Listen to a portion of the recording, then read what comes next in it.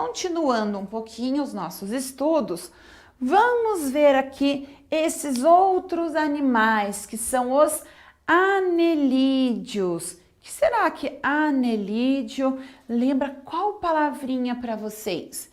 Lembra o que? Anéis. Será que são animais cheios de anéisinhos? Vamos ler sobre eles um pouco. E quem são os anelídeos? Observe os animais representados na imagem ao lado. Então, a gente observando aqui, nós vemos o quê? Minhocas na terra. Você já viu algum animal parecido com esses? Consegue imaginar por que eles pertencem ao grupo dos anelídeos? Reparem bem o desenho do corpo da minhoca. Olha lá, se você olhar bem, vou fazer aqui, eu não sou boa de desenho, hein, pessoal? Ó, o corpinho da minhoca, ele tem o quê? Como se fosse representando o quê? Lembra, né? Olha esses tracinhos aqui, ó. Lembram como se fossem anéis. Olha lá o corpinho da minhoca. Os animais desse grupo possuem o corpo formado por anéis. Portanto, são denominados anelídeos. Alguns exemplos de anelídeos são minhocas, sanguessuga e verme de fogo.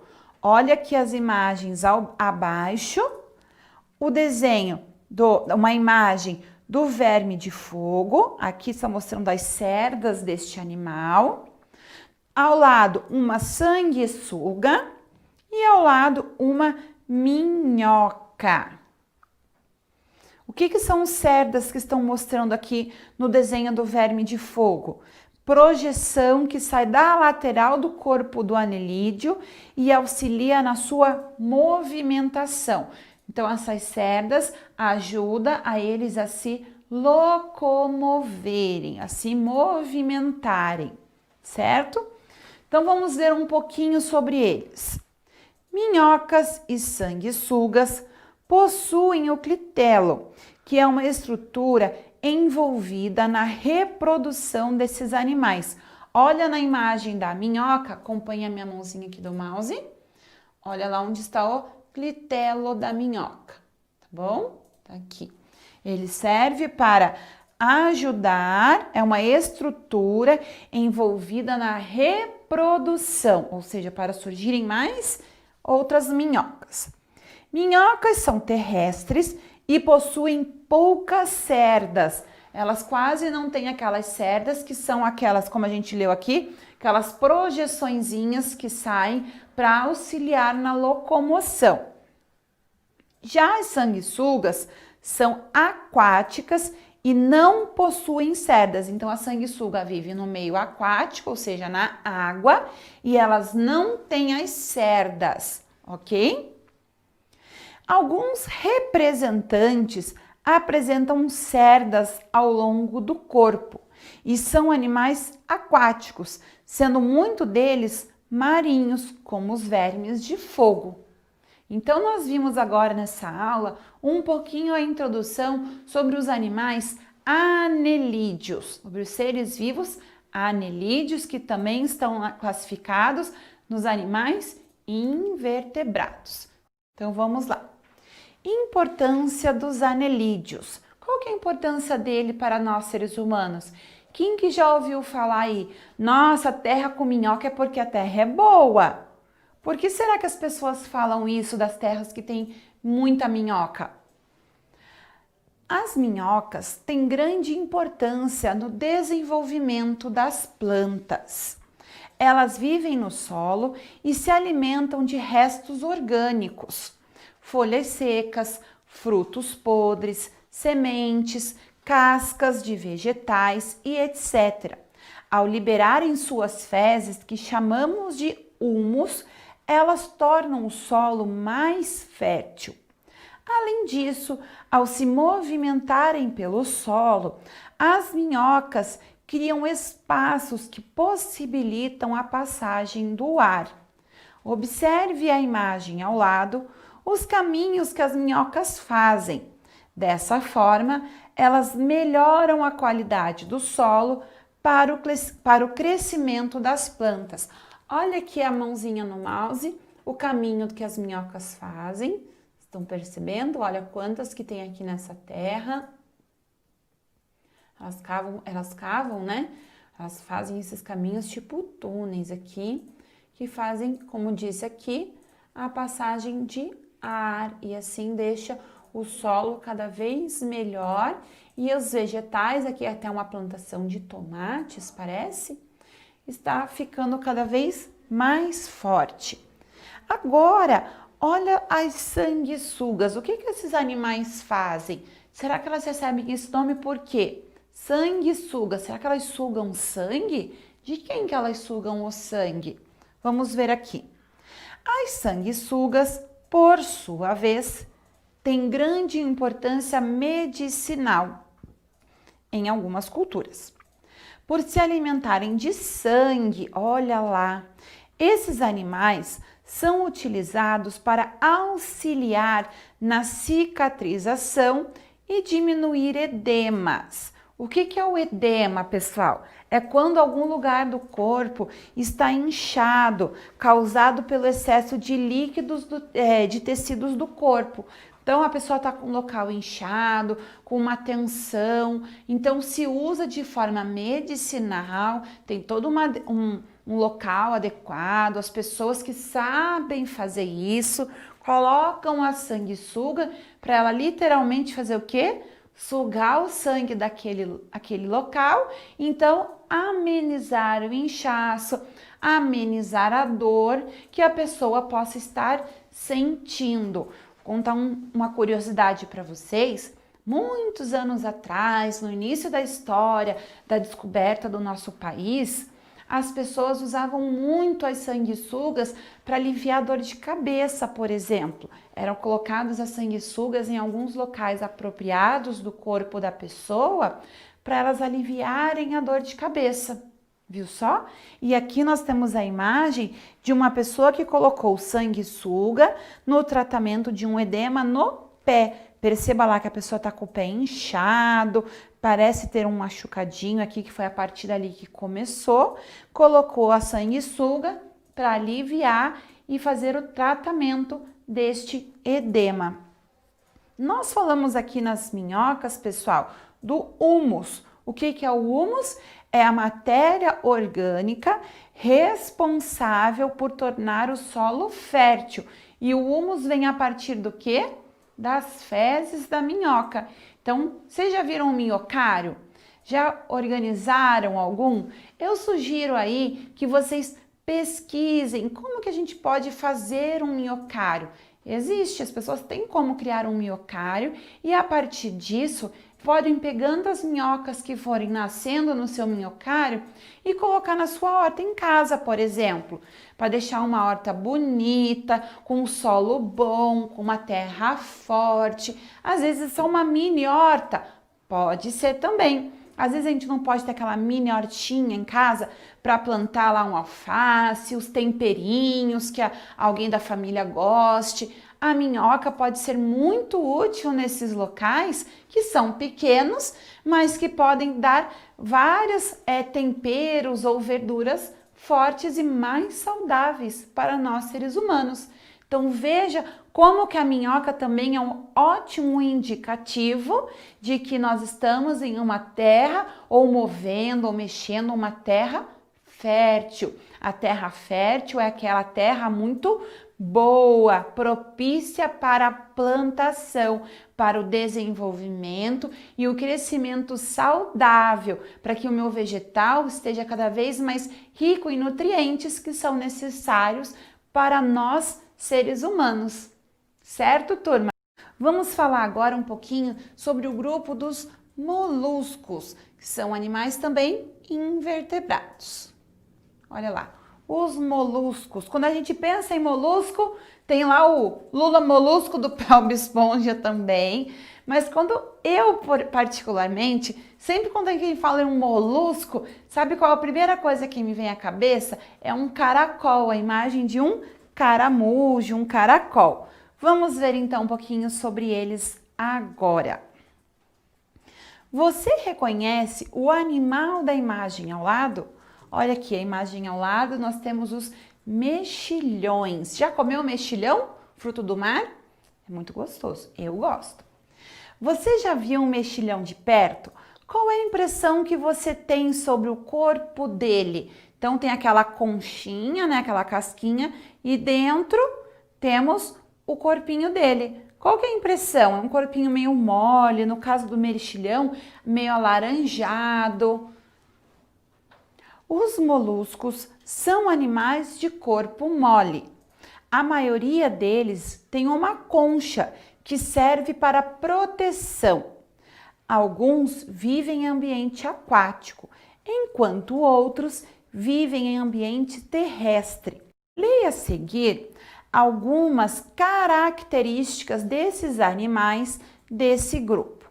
A ostra e o mexilhão têm uma concha dividida em duas partes, que servem como proteção para o corpo deles. Então, ao contrário do que a gente está pensando, o corpo deles é aquela parte molinha que fica dentro da concha. A concha é uma proteção, como se fosse a casinha do corpo. A ostra e o mexilhão vivem tanto em ambiente marinho quanto de água doce. Normalmente são mais conhecidos aqueles que vivem no mar, no ambiente marinho. O caramujo e a lesma são alguns dos poucos moluscos terrestres, porém também podem viver no mar e na água doce. O caramujo tem concha para proteção, já a lesma não. Então, olha lá, o caramujo também tem uma conchinha em cima dele, né, para proteção, como o mexilhão e a ostra. A pobrezinha da lesma, coitada, não tem proteção nenhuma, né? Então, olha lá. O Nautilus apresenta concha externa. A luta tem concha a lula, desculpa. A lula tem concha interna e o polvo não tem concha. Então, outro molusco que nós conhecemos muito é a lula e o polvo, que vivem no fundo do mar. Então, a lula lá do Bob Esponja, que tem no desenho o seu lula molusco, olha aqui, ela tem uma concha interna, não fica fora, como o caramujo, o mexilhão e a ostra. O polvo não tem concha e o Nautilus apresenta uma concha por fora. Vamos ler aqui um pouquinho. Ostras e mexilhões filtram a água para retirarem dela o seu alimento. Porém, se a água estiver contaminada com algum produto tóxico, esse produto ficará no corpo desses animais. Quando isso acontece, eles não podem ser consumidos por humanos, já que podem causar intoxicação. Esses animais são chamados de bioindicadores, pois a sua contaminação por produto tóxico indica que a água também está contaminada. Então veja que legal. A ostra e o mexilhão, além de ser um animal que pode um ser vivo que pode nos alimentar, ela também é um indicador, um bioindicador para mostrar ao ser humano se a água daquele local está contaminada ou não. Você sabia que as pérolas são produzidas por alguns tipos de moluscos? A pérola é produzida quando algum corpo estranho fica entre a parte mole e a concha desses moluscos. Quais moluscos são capazes de produzir pérolas? Agora eu não vou mais falar, hein? Você vai fazer a sua pesquisa e vai verificar, vai ver vídeos, textos, buscar outras fontes de informação. Como eles produzem as pérolas? Como que acontece o processo da produção da pérola? E por que acontece? Vamos falar agora do grupo dos equinodermos. Quem será que faz parte deste grupo? Quem serão os seres vivos que pertencem ao grupo dos equinodermos? A palavra equinodermos significa espinhos na pele. Você consegue imaginar quais animais fazem parte desse grupo? Porco-espinho, eu ouvi alguém dizer. Não, porco-espinho não vive lá no fundo do mar, por exemplo. E ele é um animal que tem vértebras. Nós estamos falando dos animais invertebrados. Vamos lá. Vamos ver então quais são eles.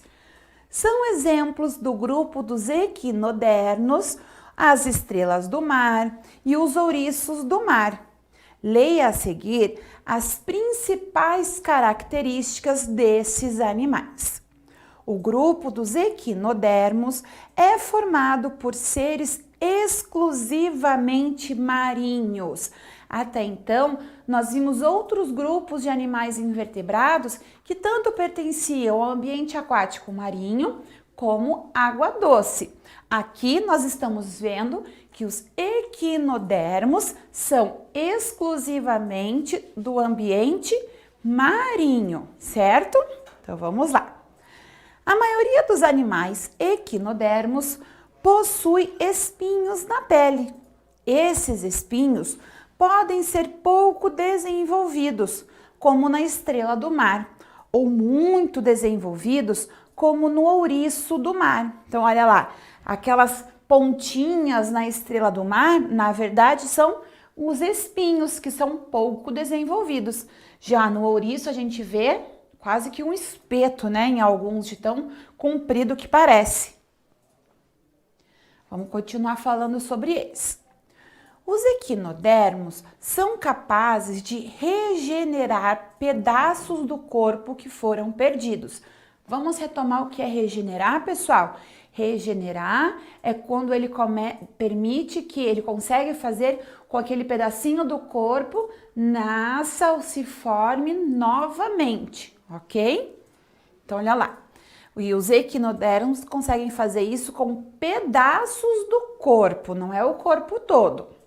Lembra que nós vimos um verme que, independente do local que ele é cortado, ele consegue se regenerar, tá bom? Eles podem se reproduzir por meio da regeneração ou dividir seu disco central em dois. Olha neste desenho aqui do livro, eu vou apontar para vocês com a mãozinha. O disco, que é um círculo aqui, ó, no meio do corpo deles. Aqui no caso está mostrando da estrela do mar, certo? Então esse disco aqui se divide em dois, olha aqui o desenho em cima, dividiu em dois, essa partezinha aqui, ó, soltou e começou então a regeneração. Começou a formar outra metade aqui da estrela do mar. E aqui está outra estrela inteira. E a outra parte que também que ficou sozinha, né? Que também ficou faltando, tá aqui sendo regenerada, está nascendo, se formando a outra metade e outra estrela do mar. Então, de uma estrela do mar foram feitas outras duas. E assim vai acontecendo sucessivamente. Vamos ver aqui. Esse grupo apresenta um sistema de locomoção exclusivo por meio dos pés ambulacrários. Nossa, olha lá o desenho dos pés ambulacrários, como é que são? São como se fosse, olha lá, uns pelinhos, né? Outros tentáculozinhos, digamos assim, não é este nome, mas só para vocês entenderem aqui mais ou menos como que seriam esses pés que elas usam para se locomover. Mas acontece de uma maneira bem lenta essa locomoção, certo? Elas não se locomovem rapidamente, as estrelas do mar. Em geral, as estrelas do mar apresentam 5 braços, que é o formato da estrela tradicional conhecida por todos. No entanto, outros equinodermos podem apresentar diferentes formas de corpo, como a bolacha do mar. Olha ali embaixo o desenho da bolacha do mar, pessoal. Olha a mãozinha do mouse aqui. Ela realmente é redondinha, levemente achatada, né? Formato que lembra mesmo uma bolacha. O lírio do mar. Quem que já viu a flor lírio? Então, nós também temos aqui o lírio do mar, que pertence à classe dos equinodermos. Nós temos aqui o pepino do mar, vendo aqui? E temos também a serpente do mar, que na verdade ela lembra mais uma estrela do mar aqui, né? O formato dela. Olha aqui as pontas. Então, aqui nós vimos alguns exemplos de animais equinodermos e o processo da reprodução deles é por meio da regeneração. Pesquisa da UFPR, que é a Universidade Federal do Paraná, descobre novas espécies de serpente e estrela do mar no Paraná. Paleontologia não é só dinossauro. Sempre que as pessoas pensam em paleontologia, porque está escavando e encontrando o quê? Restos de dinossauro. Mas aqui a gente já está vendo que não é só isso. Quem falou isso foi a Cristina Silveira Vega, paleontóloga e professora do Departamento de Geologia da Universidade Federal do Paraná, UFPR. Datados antes mesmo dos dinossauros, fósseis de espécies de serpente e estrela do mar foram descobertos no Paraná por pesquisadores da UFPR. A pesquisa é uma das primeiras a detalhar os fósseis de serpentes do mar, ofiuroides e estrelas do mar das rochas do período devoniano do Brasil. Os pesquisadores da UFPR descobriram 2 novas espécies, 2 novos gêneros e uma nova família de equinodermos, grupo de invertebrados tipicamente marinhos. Então, aqui nós vemos uma curiosidade sobre os equinodermos. Vamos agora aprender brincando. Tentar representar como funciona o processo de regeneração de alguns animais estudados anteriormente? Para isso, utilize as imagens que estão no material de apoio e siga as orientações a seguir. Então, para essa atividade, você vai precisar de 2 cartolinas ou você também pode usar 2 folhas sulfite, se você tiver aquele sulfite maiorzinho, que é o A3, A2, também pode ser. Imagens do material de apoio, cola e tesoura. Então, quais são as imagens que você vai encontrar no seu material de apoio? De uma estrela do mar e de uma planária. Mas, se você não encontrou no seu material de apoio, você pode buscar na internet, você pode fazer o desenho desses seres vivos, a estrela do mar e a planária, ok? Só que faça esses desenhos, se você for fazê-los, em uma outra folha diferente das que você vai usar. Eu pedi lá 2 cartolinas, ou 2 folhas sulfites, ou 2 folhas tamanho A3, qual você puder utilizar. Como fazer? Você vai recortar as imagens seguindo o pontilhado, ou você vai desenhar 2 imagens, a imagem da planária e a imagem da estrela do mar. Agora vocês podem desenhar um tamanho maior, porque nós estamos falando em utilizar folhas maiores. Cole de forma espalhada em uma das cartolinas as partes da imagem da estrela do mar.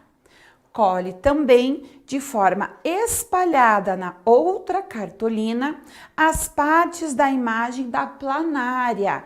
Então, você vai colar as partes da planária espalhadas em uma cartolina e as partes da estrela do mar espalhadas em outra cartolina. Professor, eu tenho que recortar as partes? Sim, lembrando que a estrela do mar, ela se regenera a partir da metade daquele daquele círculo, daquele disco que fica embaixo dela. Então, a partir dali, ela se reparte em duas, ok? Complete cada um dos recortes separados, desenhando as partes que faltam para formar uma nova estrela do mar e uma nova planária. Lembra que, inclusive, como exemplo no nosso livro, a planária foi recortada em 3 partes, né? A parte de cima, o meio e a parte de baixo. Então, você também pode usar este mesmo exemplo. Então, a partir da planária que foi recortada lá, vamos ver se eu vou conseguir fazer mais ou menos aqui o desenho da planária. Mais ou menos assim, né? Se você recortar aqui e recortar aqui, vamos fazer pontilhadinho. Isso. Essa parte daqui vai originar uma parte, então vai ficar aqui. E aí você vai desenhar o restante do corpo, né? Olha lá, mais ou menos assim. A parte do meio também, então vai ter aqui a parte do meio. E aí você que vai fazer a outra parte para completar, não é? Ó. Certo? E aqui também a mesma coisa. A planária tá aqui. Essa parte dela que nós... Opa! E você vai completar o corpo dela aqui.